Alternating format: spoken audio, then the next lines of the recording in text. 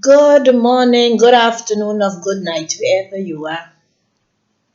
I call myself Afro Caribbean Queen. My theme will be about the black people no matter where. I'm going to talk specific on the homeland, which is Africa. I will talk about the black people also in America, as we call them, the Afro Americans. I will talk about the black people from the Caribbean, where I belongs, where I came from, where I born and where I lived majority of my life. Um, I find that is time that we start watching ourselves for who we are. I self went down a journey. 20 years ago, I decided leave me here a little from my brothers and my sisters from the continent. Due to the fact we know very little of them. And what we did hear from them was very negative. And I never had opportunity to listen to their side of the story. So I decided 20 years ago to start doing that. So for me to do that, I decided to enter in their environment. And where you will always get them is in churches, African churches. So I know what I was being taught. I know a majority of feelings towards them, and I decide, okay, let me see what they have to tell me or what they could teach me.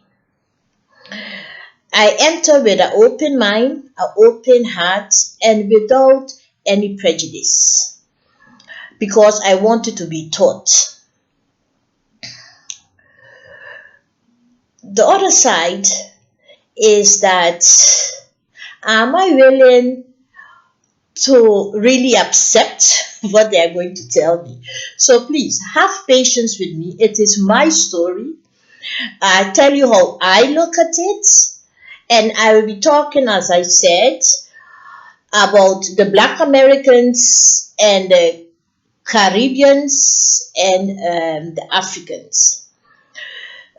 Most of the times we have contact with the Black Americans due to the fact they travel on the island a lot. So like that, we have some contact with the Black Americans. A lot of Caribbean people also went to America, but we are totally different. We have the black color that we have similar, like the one from the mother's land, but most of the times we have different way of bringing up our children, or we have a totally different way how we live in the colonies. Let's call them colonies because they are colonies. The Caribbean exists of about, let me tell you a little about the Caribbean. It exists about, I think, about 58 islands. And from the 58 islands, the one who have the most islands there was the British. The French have about, if I'm not mistaken, they have Guadeloupe, Martinique, the French side of Saint Martin, I think also French Guyana. That I could know out of my head. The Spanish, they could say like everywhere we talk Spanish in the Caribbean, which is, I call them Caribbean. Some say South America, whatever. I see them all as a Caribbean. Maybe it's ignorant of my own, but to make it simple for myself. So, me see Peru, Ecuador, Venezuela, Colombia, uh, Panama, Peru, all were talk Spanish. To my knowledge, they belongs in the past to Spain. And then you have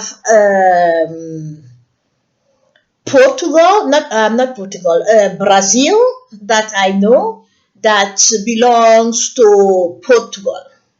And they are still some kind of way dominating the islands. And then you have the Dutch.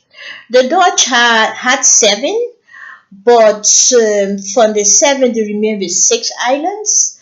And Suriname also was one of them, but Suriname got their independence a few years back, so they no longer belongs to the Dutch. But the Dutch still have his six islands. So I belong to one of the islands of the Dutch colonies.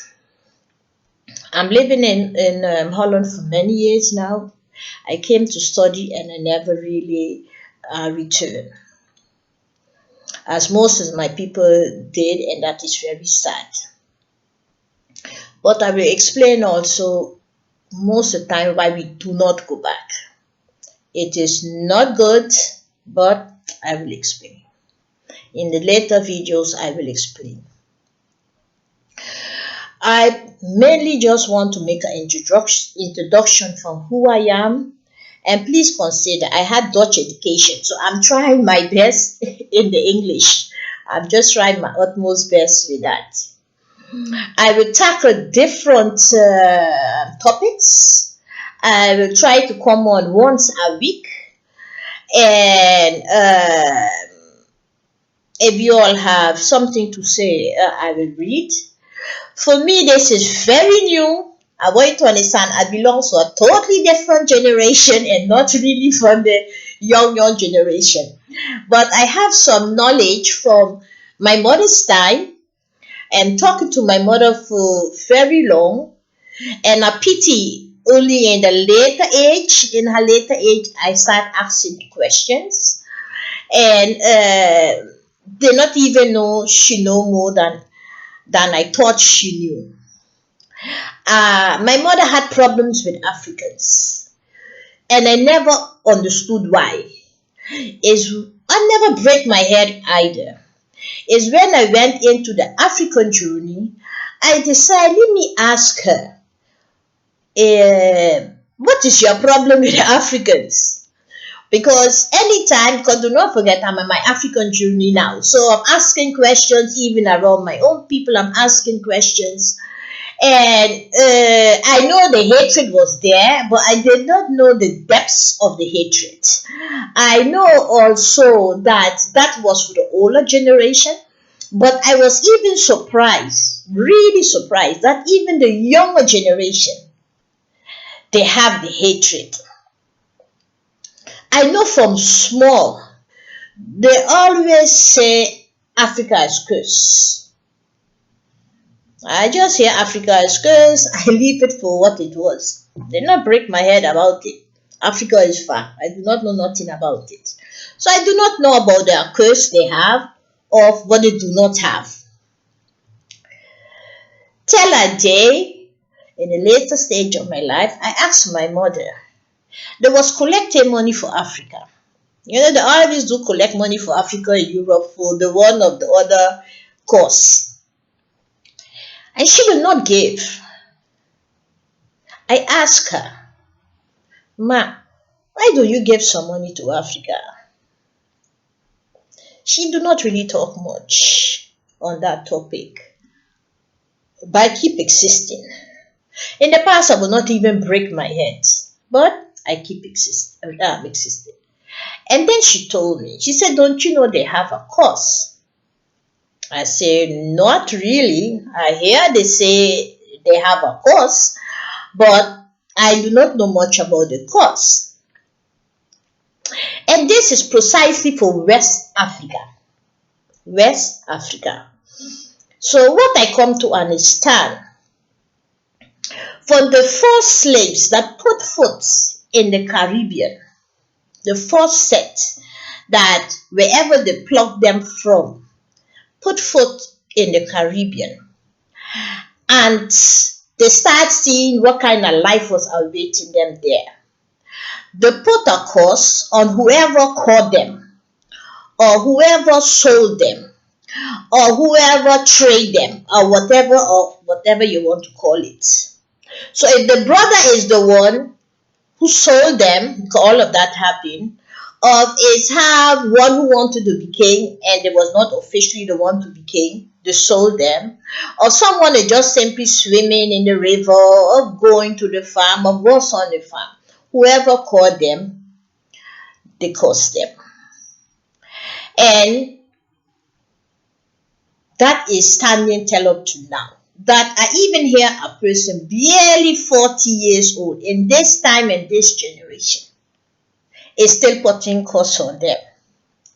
But I like, yes, of course, yeah, do not mean much.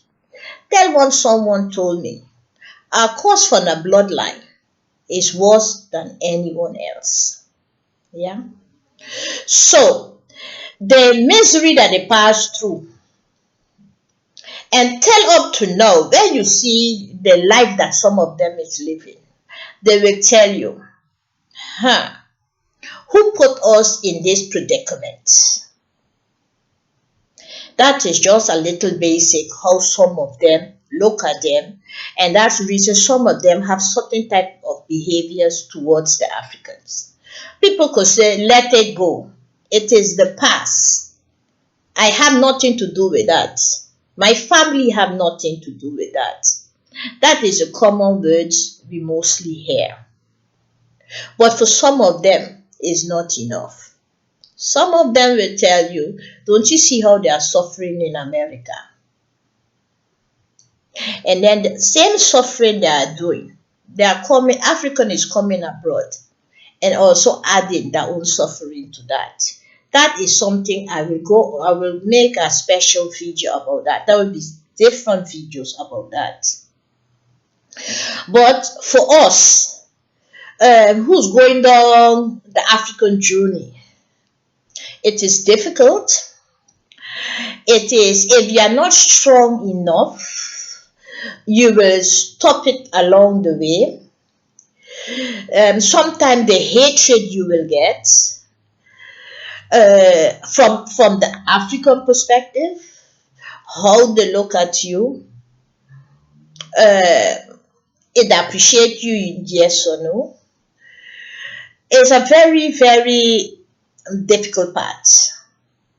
And it's also very, very disappointing part. But I think I come to understand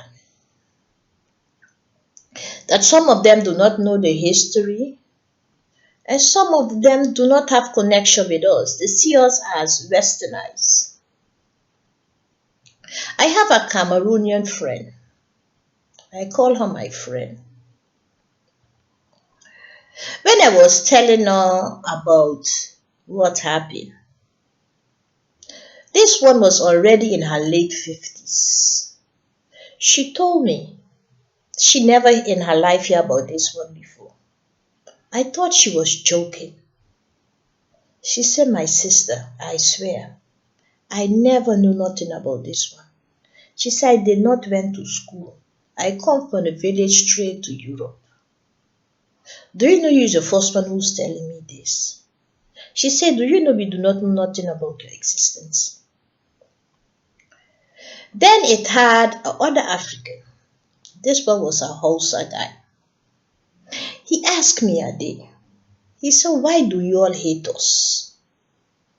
He said, do you know I did not know about your existence? I thought you all was Liberian.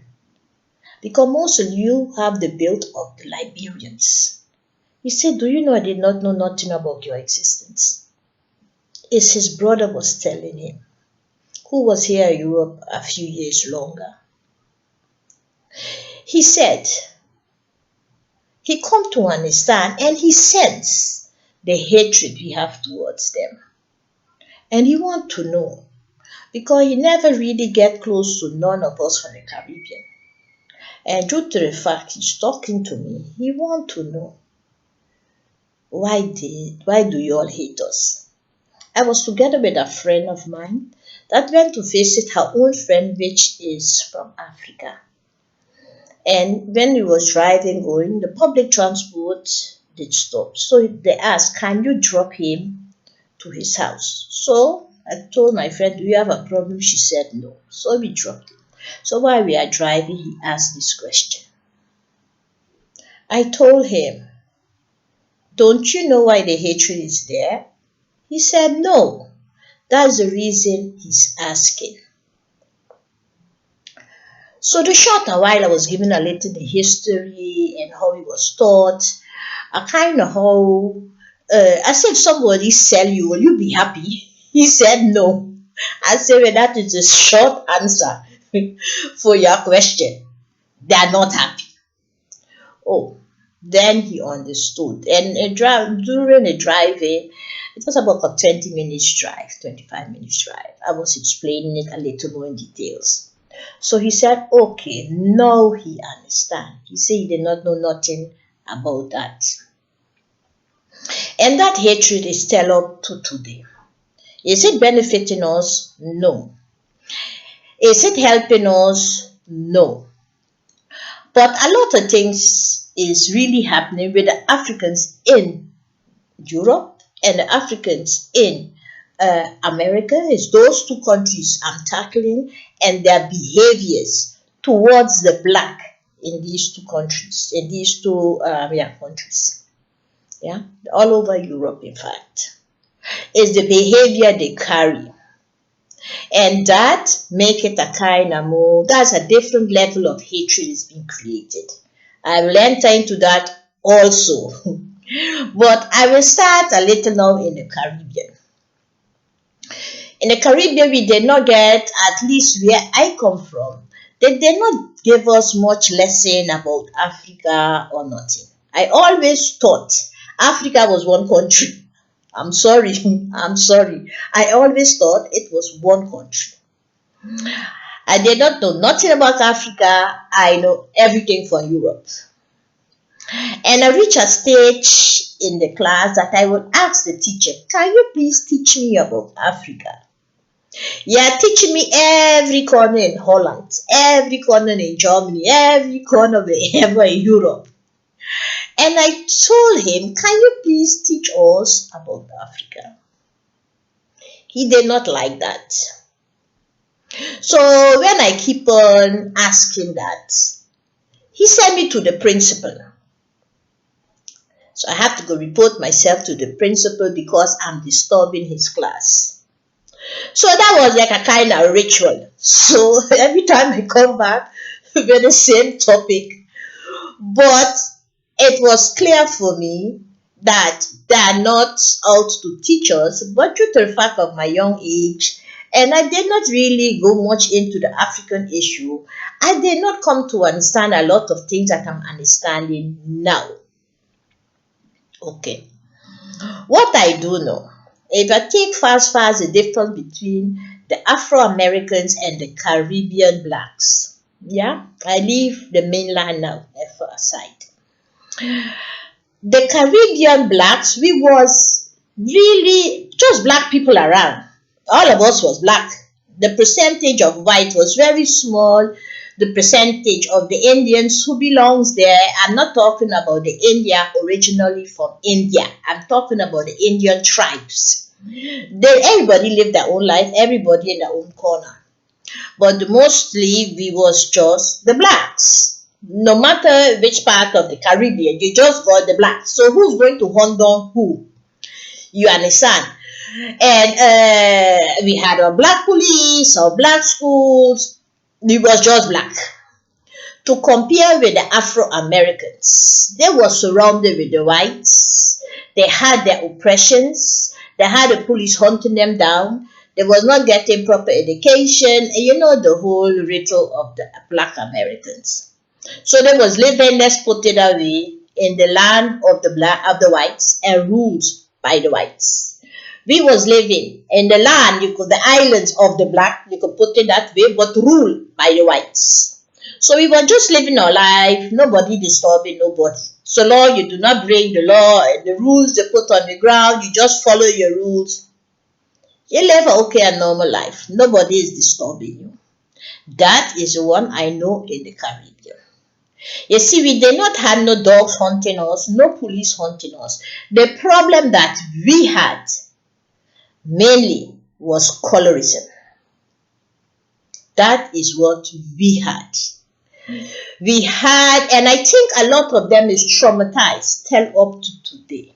They're still traumatized about that.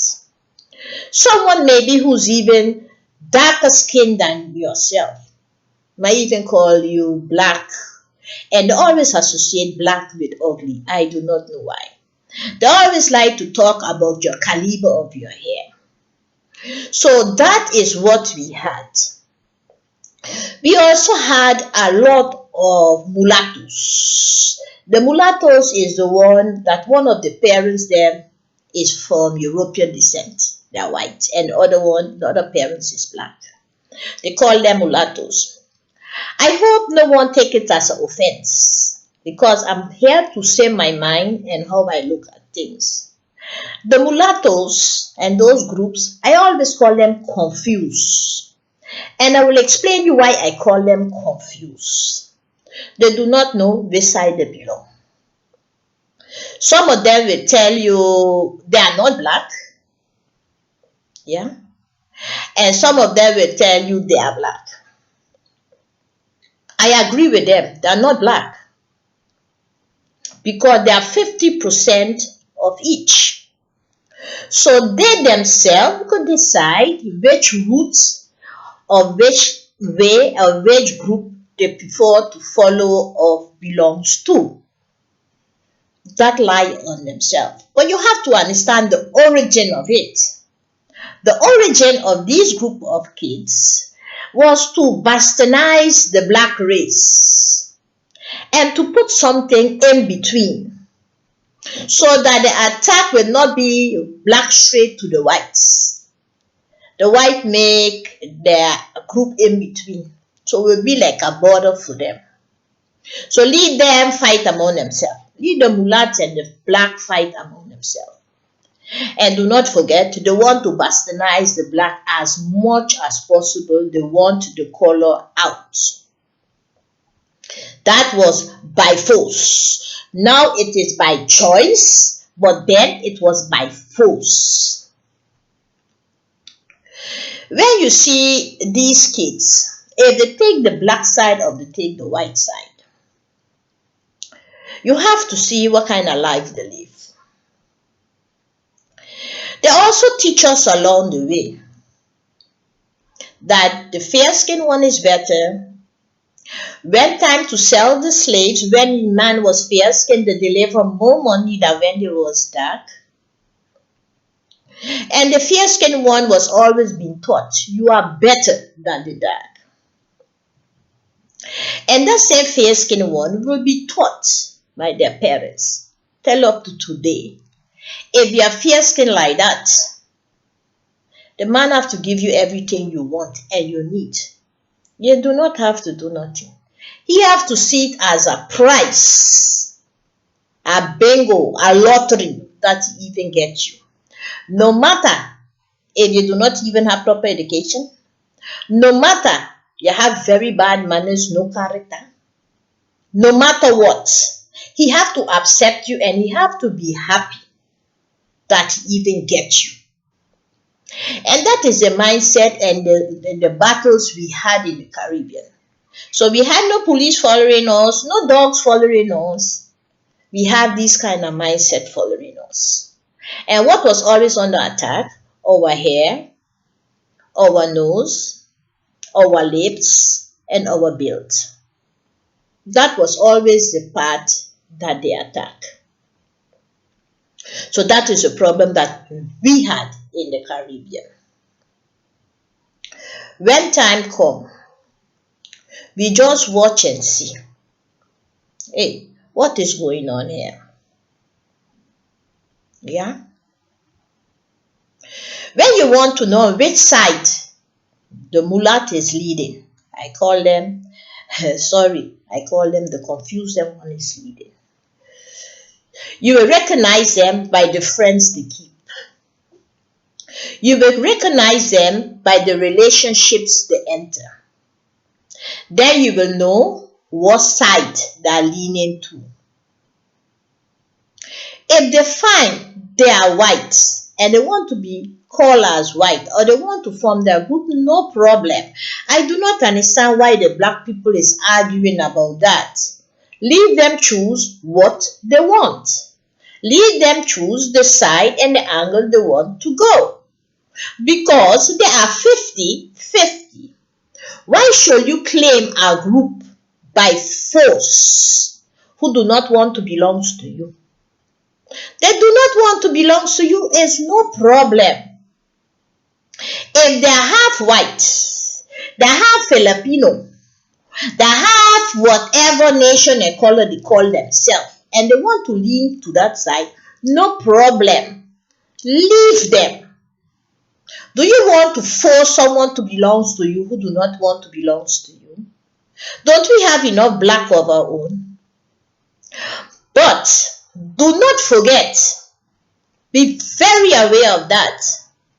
When they get themselves in the group who they choose for, I repeat, when they get themselves in the group they choose for, if that one trample them like trash, my brothers, my sisters, do not defend them. Leave the group who they think they belong to. Leave that group, defend them. Why should we come at a rescue? Why should we defend them? They are not black. They did not consider themselves black. So why should we defend them? We have to start waking up. We have to start waking up and try to see and figure out who you are. Figure out who you are. You are a black person that everybody try to copy. You are a black person that everybody try to copy. They want to copy you by lips. They want to copy you by the skin tone. They want to copy you by your build. They even want to copy you wherever culture, hair, or whatever they want to copy you. So why should you break your head? My black brothers and sisters, you better wake up. And this is not only a physical issue. We are also busy with a spiritual issue. My brothers and sisters, for tonight, now is night. Sorry for the light in the background. I'm going to on it just now. But for tonight, thank you for listening and thank you for watching. Please give me a thumbs up or thumbs down. You decide, and please subscribe.